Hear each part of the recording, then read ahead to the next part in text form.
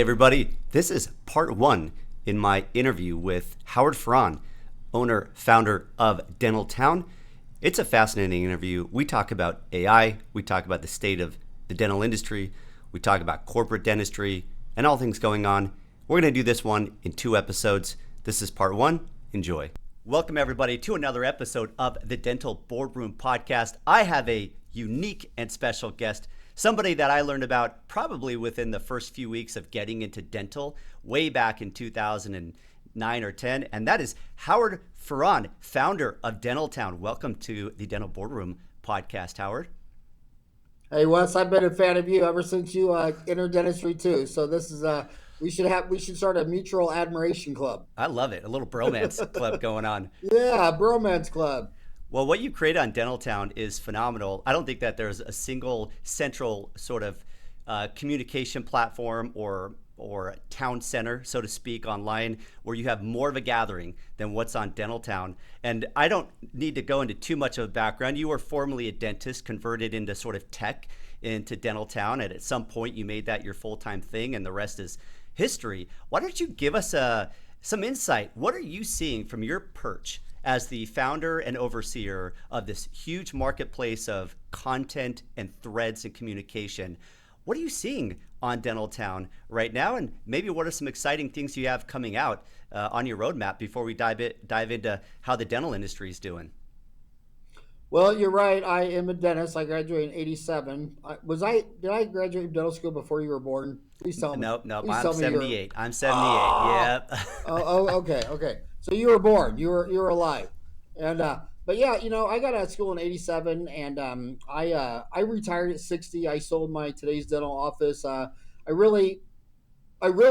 main problem with me is it just got harder and harder to see. I mean, everybody's different. My back was fine, neck was fine, but I had loops and lights, and starting about 55, I mean, I just couldn't see. And so I that treat other people like you want to be treated. And when I was doing a root canal one day, and I said, would you really want you doing a root canal on you? And I said, no, I'm out of here. And so if you're going to go have brain surgery or a bypass, you might ID the doctor and say, can you still see? But if you got readers, so I retired.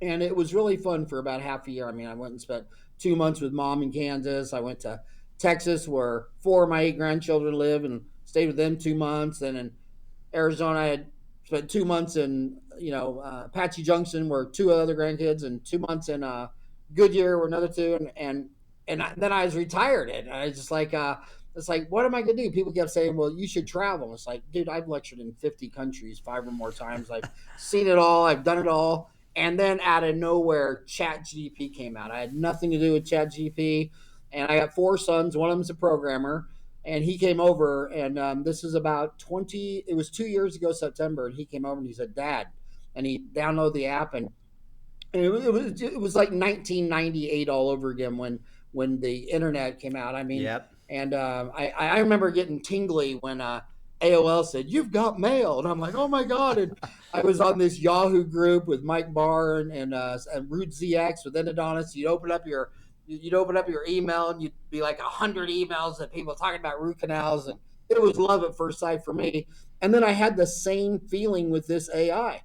And Dentaltown was, everybody on that team had been with me for 25 or 30 years. My first assistant, Jan, stayed with me 30 years. Everybody on the Dentaltown team, they were rock stars, for 25 years, but this was a whole new deal. So I basically set up a whole new AI team, and I was so dumb. I thought all my dreams on Dentaltown, it'd take us like 6 months to implement this.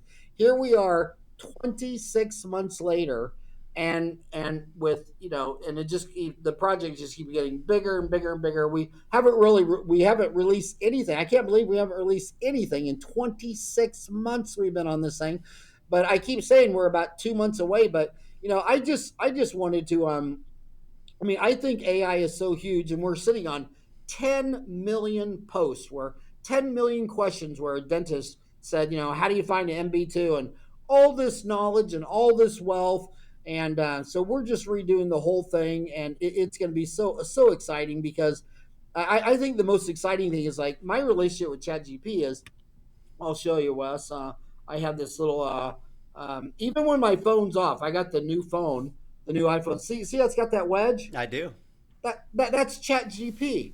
That's like my best friend, Same and thing. I and There's mine right there. oh Yep. oh my There's gosh, mine right yeah. there. Are you looking to buy or sell a dental practice? If you're a seller, how do you find a strong list of potential buyers? There's no MLS or Zillow for dental practice sales. In such a fragmented market, many dentists selling their practice feel discouraged. That's why I built PracticeOrbit.com. PracticeOrbit is modernizing how dental practices are bought and sold. It's a platform technology. Y'all know them: Zillow, Airbnb, Uber, and OpenTable, just to name a few. These technologies do two things. First, they help match buyers and sellers by centralizing the marketplace.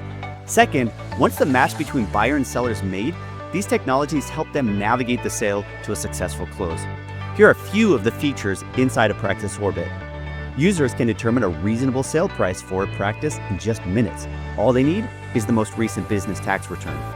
Practice owners can use the directory to find important service providers like practice brokers, attorneys, accountants, and bankers. Practice owners and their brokers can invite those service providers into the platform, so all parties are coordinating the sale together. Practice owners will have a beautiful digital listing of their practice, like a home on Redfin. And importantly, the listing will be anonymous, and personal information like your address, name, and pictures are only released after an NDA is signed and approved by you or your broker. Practice buyers can create saved searches to be auto-notified when new listings come on the platform that fit their desired specialty and location. And hey, dental practice brokers, you can list all your practices on the site for free. By doing so, you'll get access to Practice Orbit's large pool of buyers, all of whom have created profiles and saved searches to be auto-notified when new listings come for sale. You can use the platform to introduce your listings to a targeted set of buyers. Additionally, and optionally, you can use the platform tools such as a built-in NDA, a customizable LOI, and a workflow tool to navigate the sale from LOI to closing. In fact, you can manage all your listings on the system from listing the practice to NDA to LOI and finally to closing the deal. Create your free account today at www.practiceorbit.com. And everywhere I'm at, I mean, like, you'll be in a car and someone will say, "I can't believe what's the population of Phoenix?" And yes, well, let's get the answer. And I want them to have that type of relationship with Dentaltown, where instead of searching for a thread, they can just hit that widget and say, "How do you find an MB2?" And then boom, there's Dentaltown, and there's a 5-6 biggest threads on how to find an MB2, and it's gonna be super exciting. And the other thing that was causing me, I had also retired from my podcast, Dentistry Uncensored. We'd done like 1,700 shows, and I just retired from it all. But what really got me back in is all the emails and text messages. The dentistry split in two, and the young ones are not happy. And they started pushing back on me and saying, "Well, you're an old man. You graduated in '87. I mean, that was 40 years ago, and life was easy, and dentistry was easy, and now we got DSOs, and we're coming out of school with $500,000 in student loans, and they're just not happy." And they started saying, "I don't want to listen to an old man like you. I want to listen to somebody who's surviving all this guy." So I thought, okay, I need to get back in on the podcast, and I need to get back on Dentaltown, and I need to start addressing this dentistry is split into markets. And first of all, I want to address some of their complaints. First of all, dentistry is still the best damn decision you can make. I mean, right now, programmers have been almost completely automated. For the last 2 years of ChatGPT, everybody said, "Oh my God, you got to go to college and you got to become a Python full stack software developer." Okay, that's been completely automated. I mean, AWS is automated just with Kiro. I mean, Kiro alone. I remember when we started this project 2 years ago, I said, "Well, someday ChatGPT is going to be writing the code." And my developers just like, "Yeah, right." And then after about a year, they're like, "Well, it writes about 85% of the code, but you still got to go back and edit it all." And now they're on Kiro, which is what Bezos launched with AWS. He's been working on that for 5 years. And now the programmer's like, "Son of a..." Now my programmers are telling their friends at ASU that are studying to be programmers to change careers. So if it's like the greatest mathematician alive today Even if you brought back Sir Isaac Newton and Einstein, it's still AI right now because it's so quantitative.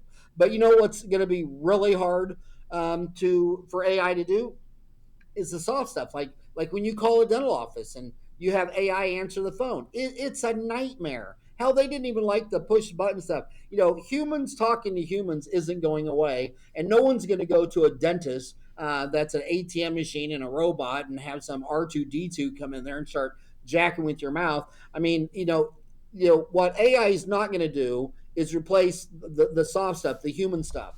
And AI answering the phone has been nothing short of a disaster. On Dentaltown, I can't find one thread on Dentaltown where switching to AI, because they start thinking, oh my God, if I had AI, I can just buy some software and I don't have to have all these people answering the phone. Yeah, if it was that easy, you'd be hearing about it in other places. I mean, it's just not working. But AI is coming. Like take oral surgery.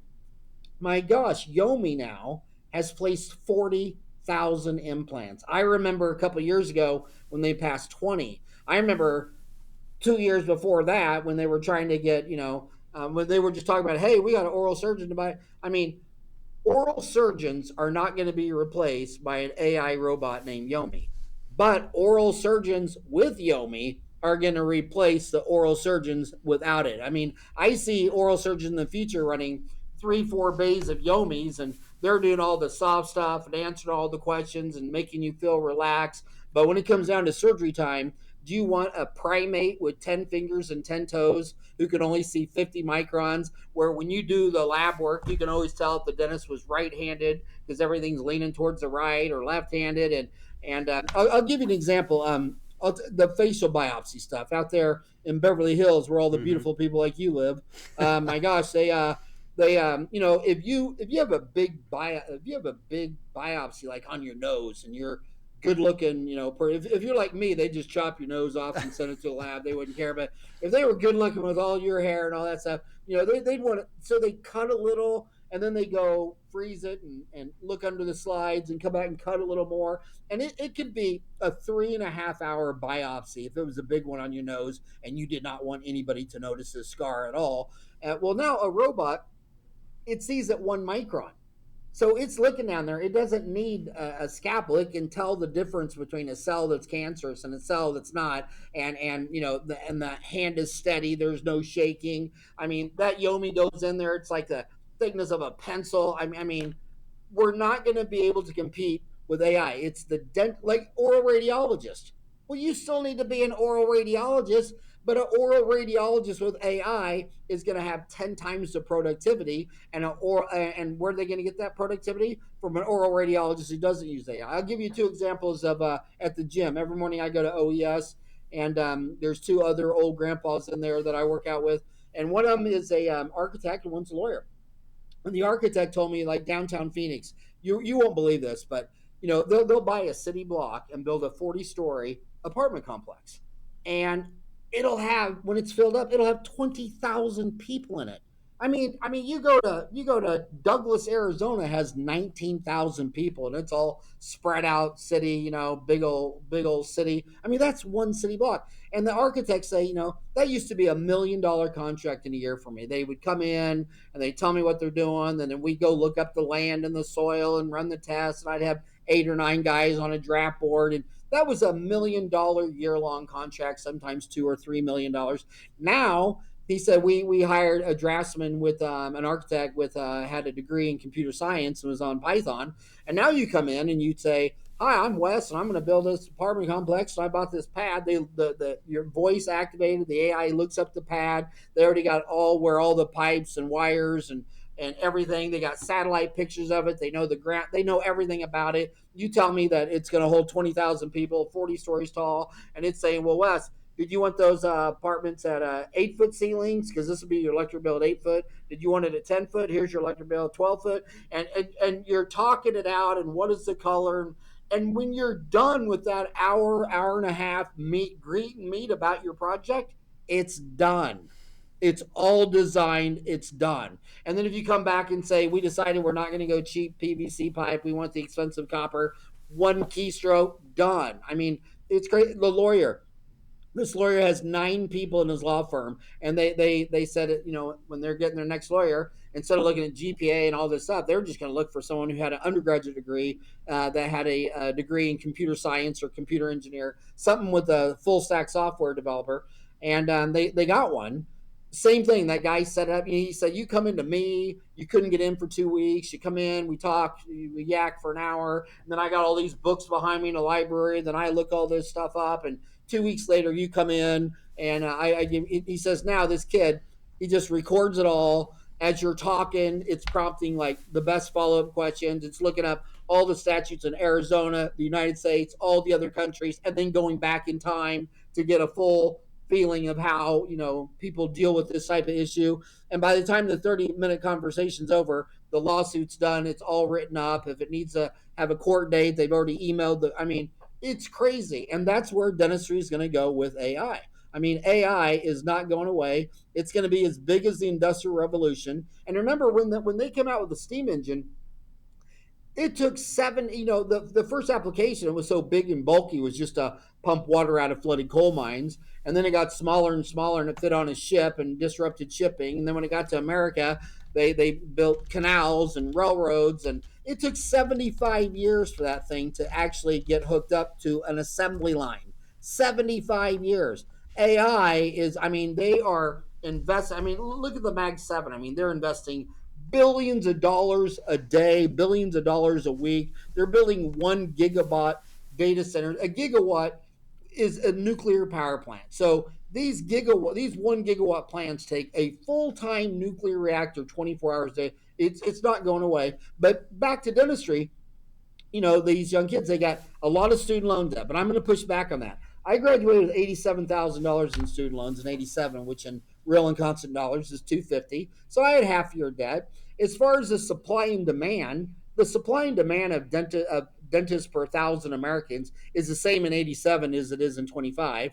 The big hurdle is you got a big old bottleneck of all these old boomer dentists who are all getting ready for their dirt nap, and so the supply it's gonna fall off. I mean, you can look at the Christmas tree, kind of like when you look at like countries like China and Korea and Japan, where they're getting a big top with elderly and hardly any replacement kids. And the Earth's population, when I was in dental school, when I was in high school, one of the biggest, most popular books, I think it came out when I was in high school, The Population Bomb, and it had a grenade on the cover that looked like planet Earth, and we were going to overpopulate until we starved to death and all this kind of stuff. Well, now we know for a fact we're in the third year of a global population contraction. The global population is contracting. Everybody's got a smartphone, and you know what? The people who are going to have 5, 6, 7 kids, besides Mormons and Catholics, is people start getting an iPhone. They say, "Hey, I want a new car. I don't want a kid. I want to go to Hawaii. I don't want a kid." And they realize that kids cost money, and money matters, incentives matter. They're saying, like, my mom had 7 kids, I had 4, and then my kids are all having 2. And so the contraction is real. So dentistry's solid. It's not going anywhere. It's a great profession. And what would you have rather gone into dental school? Would you rather been an architect? That's going to be AI automated. I mean, everything's going to be you're a dentist.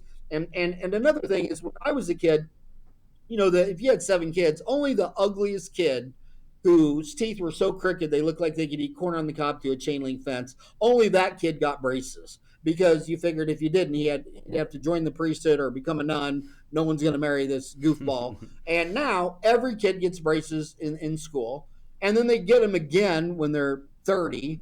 And then if they get divorced at 40 or 45, they're back in for, I mean, everybody gets ortho. Everybody's getting it several times. Whiter, brighter, bleaching teeth. You can't lose a tooth and go. I mean, if you ask what would your wife do if she lost her front tooth? How much money would she pay to get that tooth back? If it was going to cost $1,000,000, Wes, she would make you. She'd make you donate your liver and both kidneys. She'd get that tooth back in. I mean, it would emotionally shut her down to be missing her front tooth. Whereas back 40 years ago, it added character. And so Dentistry's rock and roll, but here's the deal: corporate dentistry is a real thing, and they're amassing a lot of capital and they're scaling. In fact, I gotta tell you, Do you ever feel lost in your practice finances? And how about your personal finances? Ever wonder where your hard-earned money goes and why you're not seeing the financial progress you worked so hard for? If so, listen up. As a dental CPA and financial planner, I've created our company, Practice CFO, just for you. With almost 2 decades of experience, Practice CFO integrates great CPA services like accounting and tax with customized financial planning, both business and personal. Think of it this way. Our dental-focused CPA services give us the x-rays we need to clinically plan your global finances and be effective financial planners. It's a highly customized approach we call the CFO model. Historically, having a CFO or Chief Financial Officer was an advantage of large corporations only. But today, Practice CFO gives that same advantage to private dental practice owners. As a client of Practice CFO, you'll be assigned one of our dedicated CFO advisors. You'll receive insightful financial reports each month, have regular financial review meetings, reduce taxes, grow your wealth, and feel more in charge of your numbers. Because we believe that in the competitive landscape of dental practice ownership today, you have to be an effective business owner, not just a capable clinician. Reach out to learn more at www.practicecfo.com. You know what I want to do? I want to hear about corporate dentistry. I want to share a few thoughts though before we pivot into that subject, because you're going into a well that could take a little bit of thought and time into that. Can I just comment on a couple of this thread about AI and the state of dentistry? Not too long ago, about 2 weeks ago, I was in San Francisco, and they have this really, really cool museum called the Computer History Museum. And it's in South Bay. And I went there, I took my daughter, we were college campus hopping, and we looked at the origin of the computer and the evolution of computer technology over time. And the span that we have covered, the innovation that has occurred since those 80s and 90s era, is just phenomenal. And there's this thing called Moore's Law, which maybe you've heard of. And Moore's Law states that the number of transistors on an integrated circuit doubles approximately every 2 years. So processing speed, storage capacity, everything gets doubling every 2 years. And when he said that in 1965, this was somebody named Gordon Moore, very few people believed him. But you know what? It proved to be completely true, and it kept going. And he said it would go for 10 years, and it sort of kept going. And I think we're going to see that in AI as well. Think about how far we've come in just 2 to 3 years of AI. I mean, they're even talking now about putting these AI data centers, these compute sort of centers in space in order to have more room for it, and so it doesn't consume as many Earth's resources. It's not sort of this loud construction project on everybody's street corner, because the amount of invested money that these big companies, these Mag 7 especially, are investing into these data centers in order to have compute power is unbelievable. And their CapEx spend, their spend on capital improvements or capital like these data centers is unbelievably high. And it's one of the first times where the stock price is moving up or down, not based on profits, but based on how much money they're spending on AI and AI development and these centers. That's, I mean, how often is a business evaluated by how much they're spending rather than by how much they're making? That's how much of a nuanced, unusual place we're at right now. And then when you talked about Dentaltown having all this data, the millions and millions of threads and data going back, you know what that reminded me of, Howard? It reminded me of Reddit, and how Reddit is a key data source for these AI LLMs, these large language models and their data sets. So much of that is coming from companies like Reddit, because it's the depth of topics covered and threads on these topics. You just don't find this anywhere else. You've got the same thing, but dental specific. I didn't think about that comparison until you kind of brought that up. And I love this idea. I go into Dentaltown and there's sort of an AI chat search at the top, and I can type in whatever I want. I'm thinking about buying this practice. It's got 4 ops. It's doing 1.2 million. Here's some of the issues I'm running into. What are your thoughts, and what should I be aware of as I approach this acquisition? And it'll just come up with some really, really helpful subjects there. And it can be on, I would think, anything, given the number of topics covered on Dentaltown. I think that's such an opportunity that you got, and I say keep at it. I think that's great. The other thing I'll, for me, I'm kind of thinking of the same thing as well. I want to be able to plug in our clients' QuickBooks data set, plug in our personal financial planning software, plug in their tax returns, plug in our own sort of notes and meeting dialogue, and then and feed into this thing a data set that answers a lot of their questions, like, can I deduct my car in my corporation? Can I deduct travel in my corporation? Tell me about the research and development tax credit, all of those things. Or they could say, how much have I paid to Patterson over the past 3 years, and what does that change look like? Or how has my labor cost changed over time? And because it would pull from all of these data sources, they would log into Practice CFO's online account and have their own AI chatbot, and can have their own Practice CFO specific data set to answer those questions, just like you would use on ChatGPT. Now, here's the thing. I don't think any of this ultimately dispenses with the human involvement, at least not yet, because I think that this AI tool, this incredible resource, will help professionals curate what is the best possible outcome. I know with me, there's taxes and accounting and debt and cash flow and labor costs and personal financial planning goals and personal taxes and insurance, and all this stuff sort of weaves together. This is what we do at Practice CFOs. We weave all of these different technical areas into a very customized financial roadmap for a doctor that is very nuanced to their perspective on life and money and what they want to accomplish with it.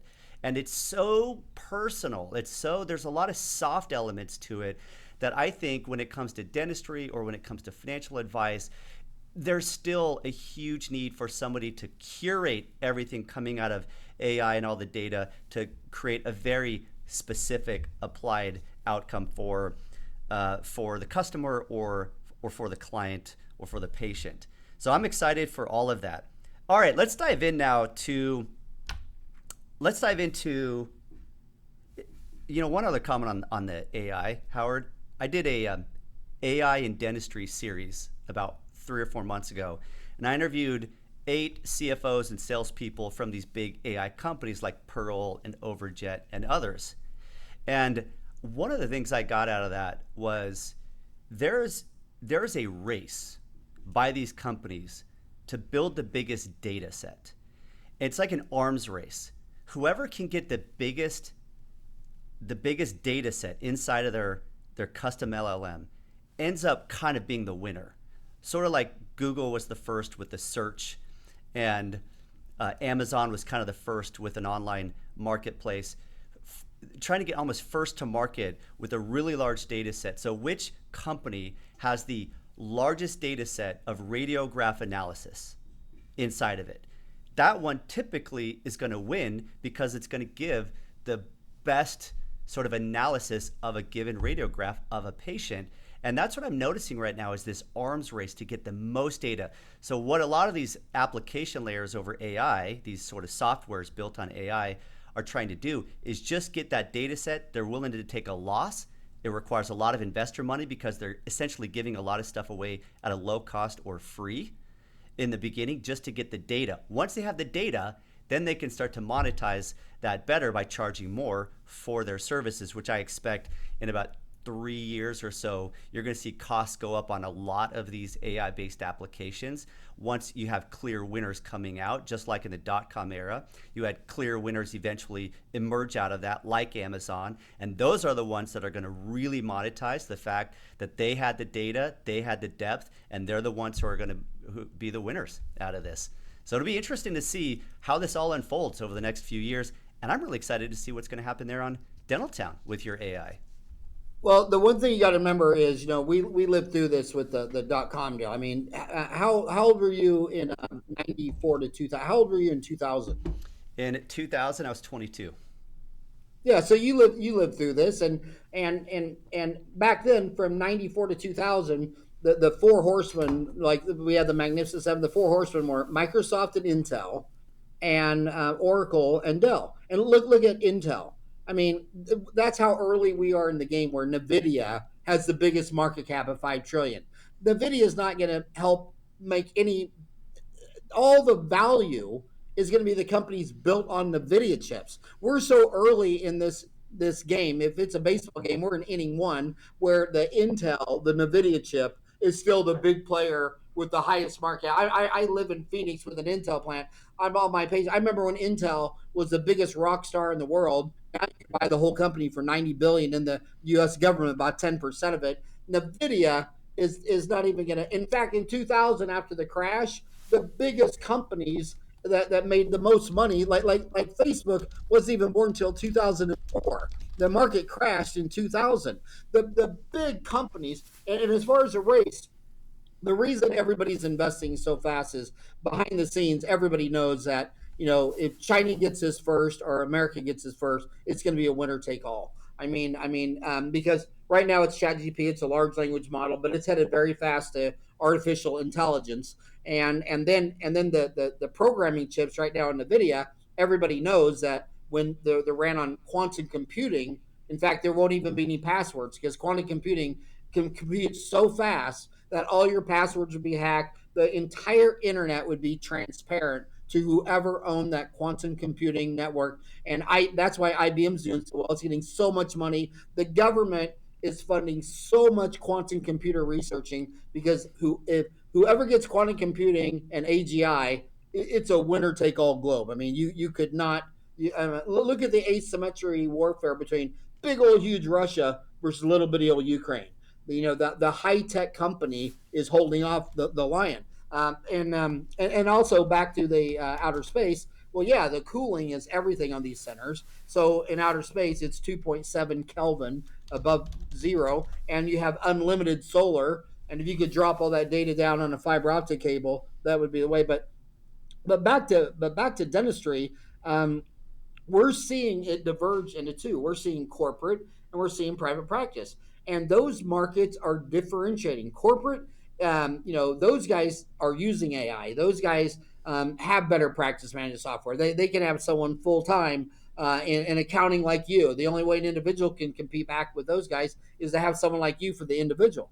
And but corporate, when they can come into your neighborhood and carpet bomb Google Ads. But the one thing I want to say about DSOs is I think DSOs are exciting and sexy. I just think it's got a very big branding issue. Crazy. Everybody thinks when you talk about DSO, they're thinking about Rick Workman's Heartland with 1,000 locations. They're thinking Pacific Dental Services with Stephen L. Thorne and his 1,000 locations and Aspen. They think of these big old thousands, but there's 2,800 DSOs, and almost all of them, standard deviation 2, are between 4 and 9 locations. And that's where all the sexiness is, because let's go back to that.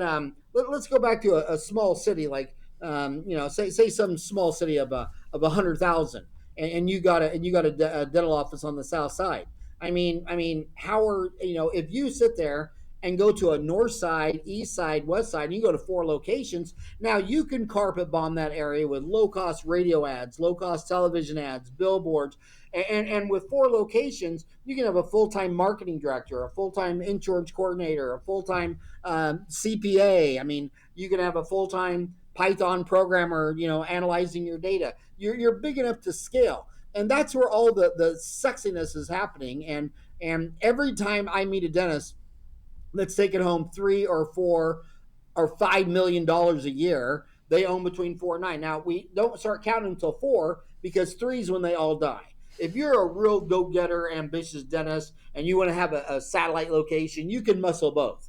And then you decide, oh yeah, I'm going to go to the third one. And that's the breaking point where if you don't have the systems in place You break at 3, you end up having to contract, you sell off number 3, you fold all the way back down. And when you look at all the greatest companies in the world, like McDonald's, they spent 19 years on their first 10 restaurants. Chick-fil-A, I mean, these companies, all the great ones spend a decade on prototype number 1, getting the right people, the right team, the right systems, and then when it buds from 1 to 2, they sit there for another year and understanding the systems, and then that 2, maybe 2 years later, buds into 4. So now they spent 10 years on a prototype and another 4 years budding to 2 locations and budding to 4 locations, and those guys are crushing it. They can own a small town, and those are the ones that there's so much money being poured to DSOs. They love the Rick Workmans of the world because that's their liquidity. That's their exit strategy. I mean, if you got 4 dental offices and you're doing $10 million a year, who are you going to sell that to? Some kid that just graduated from dental school with $500,000 of student loans? No, Rick Workman's the only one who's going to fly into your town in a jet. I've seen it. And he'll write you a check. He's the liquidity master. I mean, that guy is absolutely the smartest man in dentistry when it comes to the business of dentistry. But everybody looks at that guy and thinks that that's the threat. The threat is that in every small town, in every city, half of that market is going to differentiate into these DSOs between 4 and 9 locations. It's not the Rick Workmans of the world or the Aspens or all that stuff that you got. And what I love about Aspen the most, Aspen is really high on my list. They're the only one that intentionally went after the Medicaid, Medicare market. All the other DSOs and all the dentists on Dentaltown, they all want to go to a 60,000 median household income or more. And when you go up to Scottsdale, not only is there a dentist on every corner, but all the houses are big and take up a lot of land. And then you go to South Phoenix, where that same acre of land has a 9-plex on it with 10 families living in there, and the density's high, and they're on Medicare, and dentists just don't know how. Dentists only know how to do Ruth Chris. They can't get in their skull that McDonald's makes a incredible amount of money. And like, take Rick Workman at Comfort Dental. He's got 100 locations at Comfort Dental, and that guy's got a jet. And those guys are his doctors are making bank because like you say you have a Medicare clinic. If you got 2 cars and one's a used car and one's a new car, the dentists are going to try to sell a new Mercedes-Benz and while getting paid for a used car. I mean, I don't care if you want to just break it down into a Ford Escort or a Ford Taurus. I mean, one is, twice as much as the other one, and they'll go in there and they'll say, well, you got to do, they won't do amalgam. They won't do extractions. They won't do flipper. Aspen Dental goes in there. I lost my uncle who got free dentistry for me. I lost him to Aspen. You know why? Because he come into my office, he has to drop off his removable, and then I send it to a lab, and then he gets it back at the end of the day. And he said, well, all the old guys I golf with, they go to Aspen, and you drop it off there, and the guy fixes it right there, and you leave with your teeth. I don't want to waste the whole day without my teeth. And Aspen's focused. And if you can't make money on Medicare, then you need to call up McDonald's and Taco Bell and Arby's and tell them they all need to shut down because the Mexican Taco Bell can't compete with Macayo's. When I go to Taco Bell, I can get 2 tacos for $1. And then when I go to Macayo, 2 tacos, rice and beans, and a plate. I mean, that's 15, 16. It's $20 to eat a lunch at Macayo's. They don't understand market differentiation. And the other thing I can't understand is the bad attitude. These kids come out of school. First of all, let me address some of the bullshit. They talk about the $500,000 student loans. Okay, well, there's 2 dental schools in my backyard. AT Still in Mesa, Arizona, and Midwestern in Glendale. Drive through that car lot. You couldn't count the Teslas in the parking lot. You couldn't count the $70,000 cars. And then on vacation, they go on cruises. They go skiing. I mean, they live like rock stars. A lot of them get married, have stay-home wives. They have 1 kid walking and 1 in the oven before they graduate. And then they're like, oh, $500,000 in 6 months. And then I tell them, well, okay, live below your means. Go back and live with your parents. They would love it. You got a kid, they got a grandkid. Go back and live with your parents until you get all that paid off. And what do? They say, no, I'm not doing that. Next thing I know, they're talking about buying a house in Gilbert, and it's more than their student loans. They were all whining about their $500,000 student loans. Now they're buying a $550,000 house in Queen Creek. I mean, so that's all emotional. The bottom line is if you go you when you get out of school, I mean, you got to do your reps. I mean, you've only done like what, 15 canals of endo, 15 canals of units of removal. You need to go work for someone and learn clinical dentistry. And there's no better place. I did when I got out of school. I came to Arizona, and Ed Silker had one of the first DSOs out here. It's called Sunshine Dental, and he had 4 locations: north, south, east, west. They were open from 10 a.m. to 10 p.m. It took 4 months for them to build out my office in Ahwatukee and get it up and running. So for 4 months, I worked 10 a.m. to 10 p.m., 7 days a week. And my God, I was doing to get out of UMKC Dental School, you had to do 50 amalgams. You had to do, I think, 35 extractions, 15 canals of endo, 15 canals of removal. I was doing that every week. And I was in there in a group practice. So when I pulled out a tooth and I couldn't get all the way out, this guy named Nick Gidwani, who my savior, he'd come over and he'd show me how to get it out. And in that 4 months, Nick bailed me out of so many teeth, I could get all my teeth out. And I was doing so many feelings. So you need to get your reps in. And it's either going to be a mentor, like I had a mentor like Nick Gidwani, where he actually showed me how to do, dentistry and extractions at a whole nother level. And then, or the business. I mean, I was listening to Ed Silker. He was on 4-lane intersections. He was doing billboards. He had 4 locations. He was doing direct mail. And that guy was teaching me the business of dentistry. And then I meet guys that worked for Heartland for a year, or PDS. And they're just like, oh, I can't, I hate working for DSO. I just hate it. I said, okay, well, you've been working for Stephen Thorne. He's got 1,000 offices. Sit down and show me how to check out a patient on the software. I don't know how. Oh, you just want to sit and whine in bits. I mean, the opportunity to work at Heartland for Rick Workman, who owns 1,000 offices. I mean, and furthermore, look how many studs I know that worked for him for a year or two and finally got all the skill sets, and they could treat a toothache. I mean, the big money is not in cleanings, fillings, exams, and x-rays, where Delta Dental is going to pay you about a nickel more than your cost. It's going to be in a toothache, where dentistry started with Pierre Fichard over 200 years ago. I'm going to come give you a coin because I'm in pain. And you're either going to do a root canal and a crown for $22,000 plus, or you're going to pull the tooth and place an implant for another $2,000-3,000 plus. I mean, those are the big money. And then they come out of a year or two working, and they know how to do endo.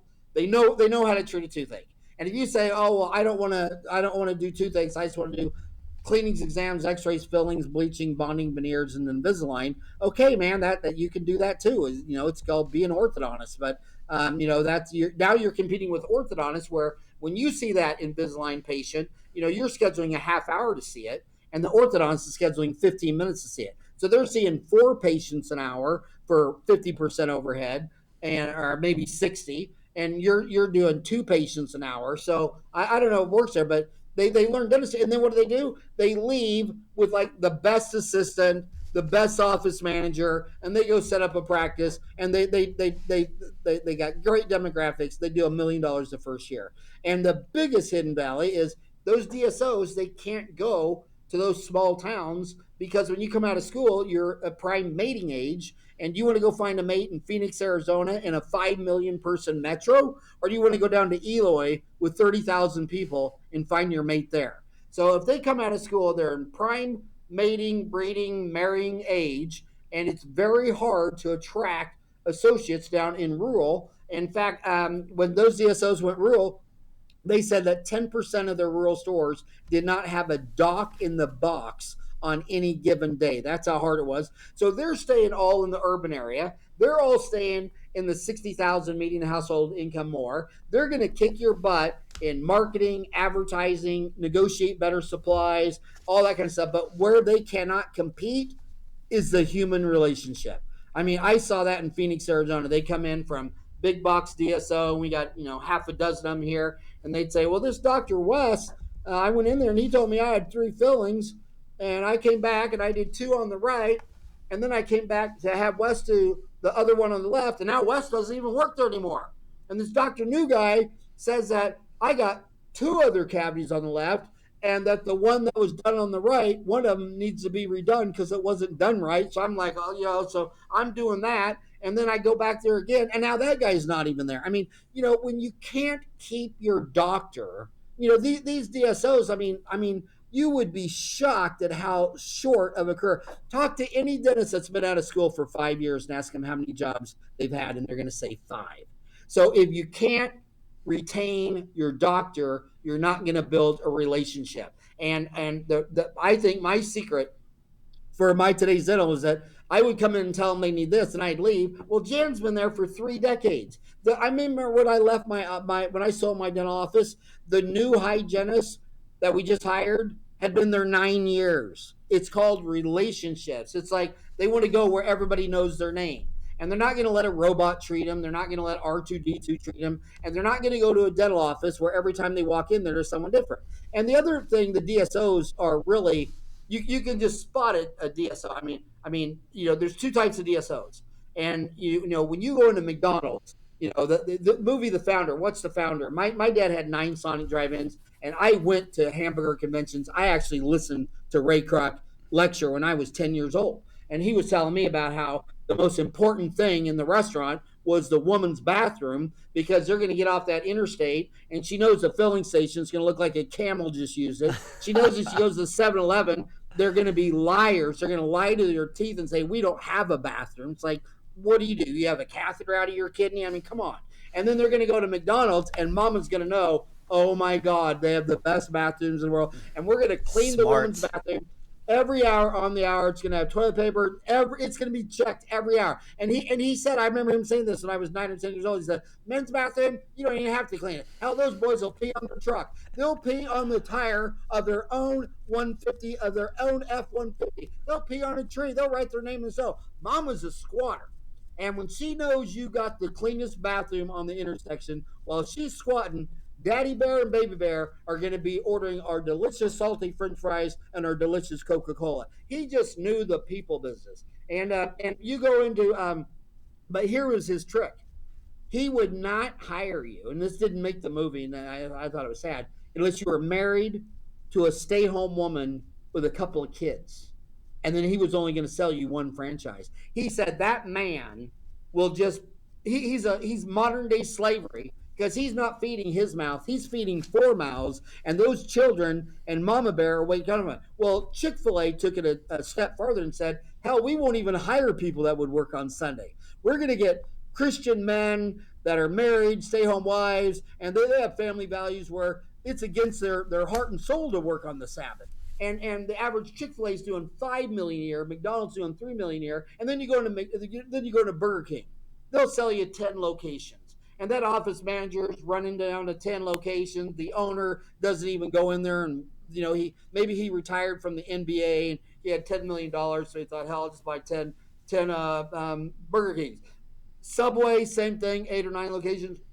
When you walk into that DSO and you're out of school, first thing, when they show you the office, you say, oh, you're the office manager? Yeah, how many offices you run? And if they say 2, 3, 4, 5, run. How many? Just run. Don't even listen. And when she said, oh, this is my only location. Oh, how long you been here? What, everybody in the office has only been here 2 years or 3? Or has everybody in the office been here 10 or 20 years? And when you meet the assistant, how long you been here? I'll be 17 years this November. And look at the dentist. Is he on wife number 3? Is he on wife number 4? If he's on wife number 4 and no one's worked in his office 2 years more, run. You need a mentorship in either how to run the business or clinical dentistry. And that's why Rick Workman is getting these people to go to Heartland, because he's saying, what is your goal? You stay with me 5 years, you'll get your fellowship in the AGD. Do you want to do blood and guts and learn how to do implants and endo? Or do you want to do soft and pretty cosmetic dentistry, bleaching? And he's trapping them down, saying, give me 5 years of your life and you'll be able to treat any toothache with a root canal or an implant, whatever. But, so you're either getting clinical dentistry. It's like the med schools. You notice all the med schools are moving their hospital from where the university is to where the big city is, because they say, look, we're running a med school. We need more primates. We can't operate in a town of 30,000. We need to be in downtown big city so that we get that 1 out of 1,000, that 1 out of 10,000, that 1 out of 100,000, 1 out of 1,000,000 diseases. And so get your right attitude. You're in the right profession. I mean, it is so easy to crush in dentistry, and just find out what your decisions are. But DSOs are going to beat you in everything that can scale, and they're all going to be 4 to 9 located. The DSOs that's going to get your butt is the one in the small town that's got 4 locations in a small town of 100,000, not the one-off Heartland or the one-off Pacific or the one-off Aspen. That's not the one you should fear. You should fear the guy who was born in that town of 100,000, and he's got a north, south, east, west location. He don't have the employee turnover. He's doing partnerships. He's doing, he's partnering with it because he's got a liquidity problem. You can't sell a $10 million office to anyone other than Rick Workman. But you can sit there and go to your 10 dentists or your 8 dentists that work in your 4 locations and sell $1 million slice to each one of them. And you could do owner carry financing. And then as far as the individual, you have to specialize in accounting. That's why I'm on your show. That's why I'm your big fan, because these guys will go to their church and they'll ask the priest or they'll ask the temple. They'll say, well, who's a good accountant? And they'll say, oh, Bobby Joe, he's such a good man. And I'm sure he's a good man. He's all a good man. But does he specialize in dentistry? I mean, the numbers are quantitative, but you need someone specialized in dentistry, because there are markets where the people who specialize in like accounting will say, well, I don't know exactly how, but here's 9 PPOs, and I know that when my clients drop these 5 PPOs, they net more money. And these are the good ones, these are the bad ones. I mean, you need to get someone like yourself that specializes in accounting, that specializes in retirement, where you say, okay, I came into this thing $500,000 in student loans. I'm going to go work, get a job. I'm going to get a mentor on how to run business. I mean, how do you keep all these employees and patients? Look at hygiene. I mean, if you go to an office that gets 30, well, here, I'll give you the exact math. I mean, look at the hygiene math. It's clear. If that office is getting 20 new patients a month and keeping them, they would add another full-time hygienist every 4 years. If they're getting 40 new patients a month, every 2 years they have another hygienist. So you're telling me that old man's had that location for 30 years and has one hygienist 4 days a week?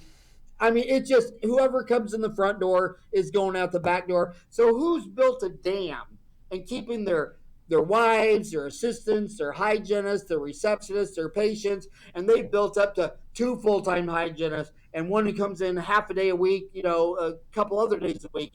And either you're going to mentor stuff, the soft stuff, like how do you lead? How do you become a leader? How do you communicate your goals and values and have a successful office? And he might not even be that good of a clinical dentist. And then as far as CE, look at the advantage of CE. When I was getting my FAGD, MAGD, I lived in Phoenix in 87. There was no dental schools. There was no fluoride in the water. I had to get on an airplane to every course. To learn how to place implants to Carl Misch, I had to fly to Pittsburgh, 7 3-day weekends, once a month. When I went up to see Gordy, I had to fly to Provo, I went to Salt Lake, and then rent a car and drive to Provo every weekend for a year. He had 12 courses. And now with online, holy crap, there are 650 classes on Dentaltown, half for free, and the other half costs you less than the cab fare to go from the airport to the hotel you're staying at.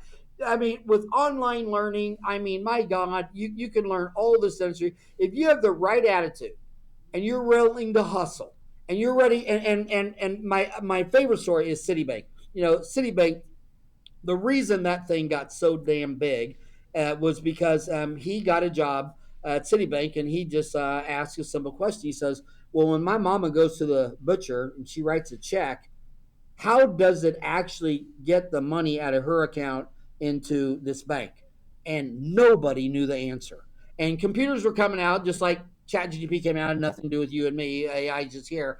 And so he would go down the check clearinghouse, and he would learn how the checks were clearing, and then he was realizing, oh, they got these computers now. You could really automate this.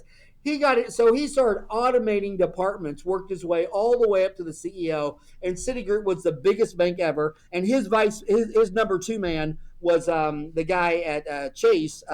What's that guy's name at Chase? That I don't know. Oh my God.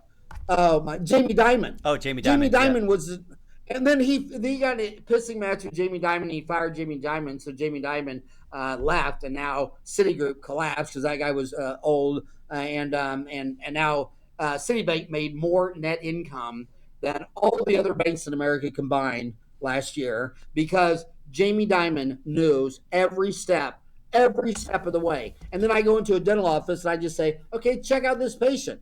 They don't even know how to use Dentrix, and they've been on it for 30 years. I mean, they're not even. Every time you walk into a dental office, and I'll throw every one of my dentists under a bus right now saying this. I've lectured in every state a dozen times, 50 countries, and whenever I'm out and about, I don't go to Nordstrom's, I don't go shopping, I don't go get my nails done. I see dental offices, I walk in unannounced, I want to meet the dentist when I walk in there. We lost you there for a sec, but we're good. Keep going. 9 times out of 10, when I walk into a dental office unannounced, where is the dentist? Where do I find the dentist? The operatory. No, hell no, they're always in their private office. And when they get done, I mean, you know, they just go back to their office and shut the door. They don't check out the patient, meet and greet, push the flesh with the next patient coming in. If the girls are all busy, they can't sit down and say, well, here, let me check you out. They're not mastering the system. Same thing with hygiene. You know, they'll sit there and someone will call up and want to get their teeth cleaned. Well, my God, you got an assistant. She can go set up the room. She can seat the patient. She can take the x-rays. Then you go in there, you got an assistant. You can probe, and then you can scale. And then when you're done, your assistant can jump over and polish and floss and fluoride treatment and dismiss the patient, checking out. You have dentists that haven't done one cleaning in the last 10 years. That is lazy, lazy, lazy. And same thing with the hustle. I hated lunch because I don't know, maybe my body's different than you, but if I go to lunch and I go eat some tacos for lunch, whatever, I come back and get a sleepy wave. I'd rather do a toothache during lunch. I'd rather do a cleaning during lunch. Everybody knew at the morning meeting that, hey, which dental assistant is going to go through my lunch with me if they need it? And it was always the assistants that had kids that needed to leave at the closing time with kids. And then the assistants that didn't have any kids, they'd always say, no, I'm going to lunch and you can stay late, blah, blah, blah, blah. But I was the first one there. When they got there, I went there and unlocked the door. I was, there. I was the last one to leave.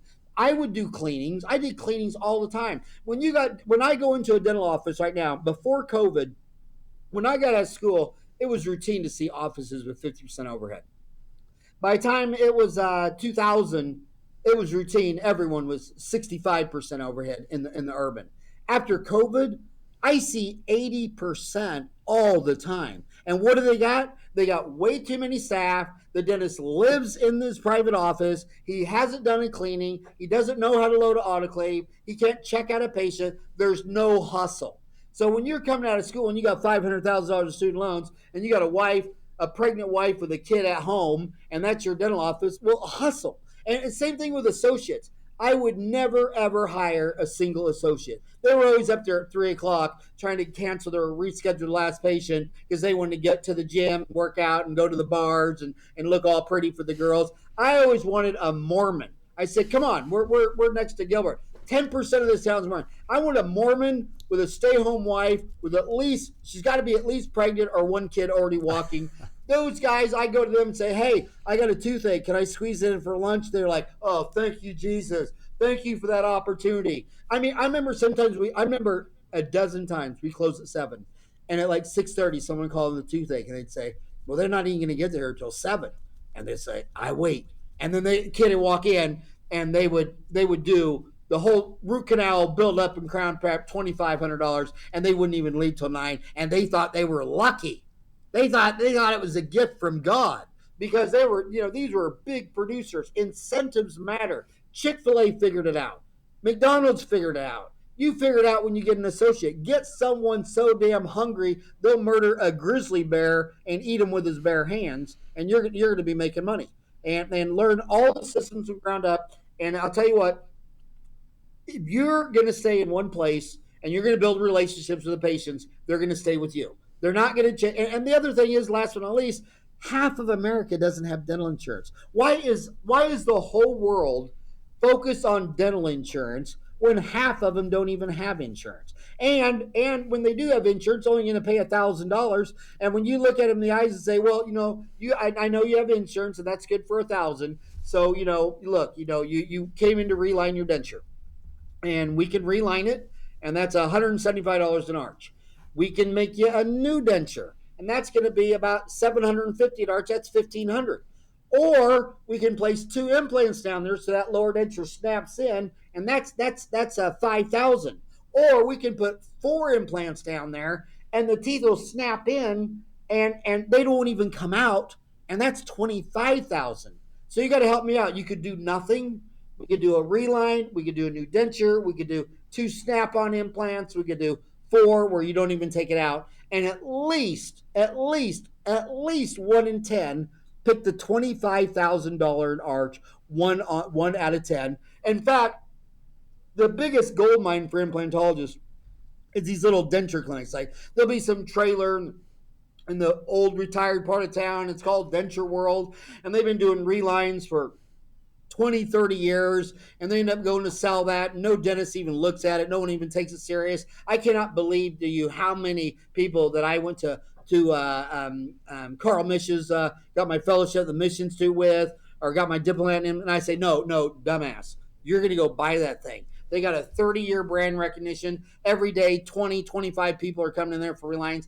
They go in there, and they say, well, these people are poor. They don't have any money. Really, dumbass? Go look at the car they're driving. They just bought an F for $90,000. They have the money if they want it. And then they go in there, and that $300,000 a year denture mill is now doing $10 million a year because they're presenting treatment. And that's the thing that dentists got to learn to do more than anything is, diagnosing and treatment planning. That's a skill. And if you're a young kid, you need to go find a periodontist that you can go take your cases with. It's going to take a periodontist that you refer your perio and implants to. It's going to take them 2 years to teach you how to diagnose and treatment plan and present dentistry. And then once you get the confidence where you can start presenting treatment, money falls out of the sky whether they have insurance or not. So dentistry is your game to lose. It's all going to come down to your attitude. And if you want to get out of violin and whine about your student loans and whine about dentistry is overcrowded when you got the same supply-demand ratio as I did in 87, and you got the biggest, heaviest top of all the dentists are boomers at the top, and they're all going to be taking a dirt nap in the next 10 years. And the market's all yours, and you can learn from the DSOs. Create your own DSO. You should go to rural. You should go set up an office in an area where one day you set up an area where you realize one day you're going to need 4 locations, because that might give you the incentive to sit there and say, this is my office, and it's prototype number 1. And I'm going to perfect this system so amazing, and I'm going to have such an amazing team that in 10 years, we're going to pull a Chick-fil-A and we're going to turn into 2 locations. I mean, Sam Walton opened up his first Walmart in 62 when I was born. He'd already spent 20 years working for his competitor for 20 years before him and his wife, Helen, figured out what they were going to do. And then they opened up one in 62. And in 10 years, they only had like 12 locations. And then by the time he died, he was opening up 40 Walmarts a month. You spend all your time in prototype number 1, you perfect all the systems, you perfect it all. And at worst case scenario, now you got $1 million practice and you're taking home $350. And then upside, someday that might turn into 2, that might butt into 4, and you'll have a $10 million show going on, and you'll be making bank.